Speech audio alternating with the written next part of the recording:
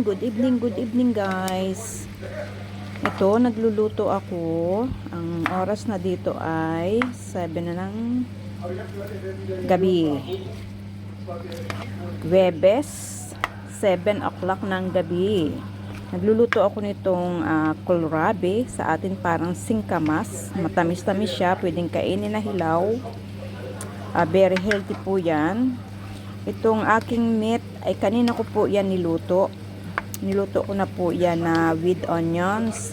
Ngayon lang ako bumili ng kohlrabi. Kaya ngayon ko lang din siya patuloy na niluto. Tapos may isda ako na laks. Yan, piniprito ko. Para po sa kanya yan. Niluto. Piniprepare ko na po ngayong gabi. Kasi bukas may schedule ako. Maaga. Kaya ito po ay kakainin niya para bukas. Lunch po niya ito Friday. Kaya po may isda. Yan ang tradisyon niya. Tuwing Friday ay isda.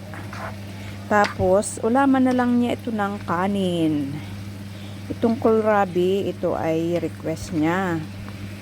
Kaya nilagyan ko siya ng meat, giniling. Yan o, giniling. Niluto ko niyan kanina, tanghali. Kasi dapat yan ang ulam niya kanina. Kaso wala akong kohlrabi. Hindi ako nakalabas ng bahay dahil naglinis kami ng basement. Ang daming mga itatapon na naman sa basement namin. Mga karton, mga plastic.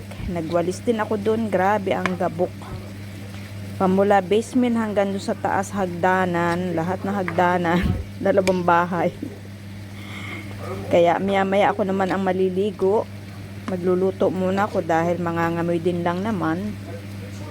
Naglagay na rin ako sa buhok ko ng aloe vera.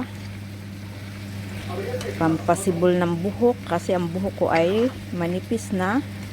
Dahil sa pagpariban ko niya na pumunta ako sa Pilipinas last year, ay ang aking buhok na numipis na po. Kaya ngayon ginagamot ko siya ng aloe vera. Ngayon, hihintayin ko muna ang 30 minutes pa bago ako maligo. Para may effect, di ba po?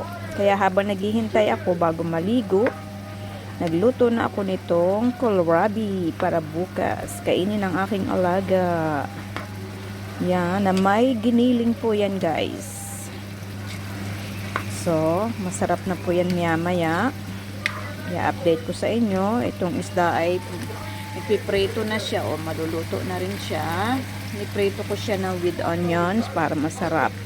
Tapos ang kaulam niyan bukas ay kanin. Para po ito sa aking alaga. Kasi bukas aalis ako. May schedule. Ihiramin ko kasi yung sasakyan niya. Kaya nagpapakabait ako ngayon. Kasi hiramin ko na naman yung sasakyan niya bukas. Para after ng aking schedule, maka-banding-banding, punta ng city, punta sa mga friends, bisita sa friends, ganyan. Kasi may nagawa naman kami ngayong araw na ito, maganda yung gising ko kanina, kaya nakagawa ako sa aking dapat gawin dito sa bahay. Nabawas-bawasan yung aking trabaho. Normally, magligpit pa ako ng pang Christmas pa. Yung Christmas pa na decoration do sa bintana, hindi ko pa natanggal. Kanina dapat, masyado akong nabisi dun sa, sa mga hagdan. Sa basement, sa hagdan, naglaba. Tapos, mga mag 5 na kami na nakatapos. Nagpahinga na lang kami. Tapos yan, luto-luto. Yan ang kohlrabi guys. Lasa po yan na parang singkamas sa atin. Yan. Lagyan ko yun mamaya ng Maggi. Nahalo-halo ko siya. Kasi yung giniling niluto ko na yan kaninang tanghali. Nilagyan ko na rin siya ng onions. Puro onions. Kasi mahilig siya sa onions. Wag lang yung yung bawang. Kasi hindi na siya pwede sa mga matatapang na nagiburts, yung mga halo-halo na yung onions pwede pa. Kaya onions, pag bawal pa sa kanyang onions, tapos yung bawang ay wala na. Hindi na ako magluluto kasi hindi perfect yung luto pag walang mga sangkap, 'di ba? Pinakamasarap kasi yung onions at saka yung garlic, pampasarap. So yan, hintayin muna natin siya. Kadadaldal ko, halo ng halo. Hintayin muna natin siyang maluto-luto. Madali lang maluto yan kasi yung giniling luto na yan. So ito na lang hintayin natin. Relax sa ating salmon. Yan. Guys, malapit na siyang maluto. Yung salmon na marami siyang onion. Ito naman yung kohlrabi. Tingnan natin. Yan, ang init. Malapit na rin siyang maluto. Malapit na rin siyang maluto. Nilagyan ko siya ng sauce kasi ang kaulam niyan ay kanin. Kaya kailangan na may kaunting sauce. O diba? Malapit na siyang matapos. Yummy, yummy, yummy. Ayan. Palalambutin na lang natin yung kohlrabi. Yung singkamas. Takpan natin para maluto. Tapos na yan. Malapit na rin matapos. Yung isda, malapit na rin matapos. Ayan.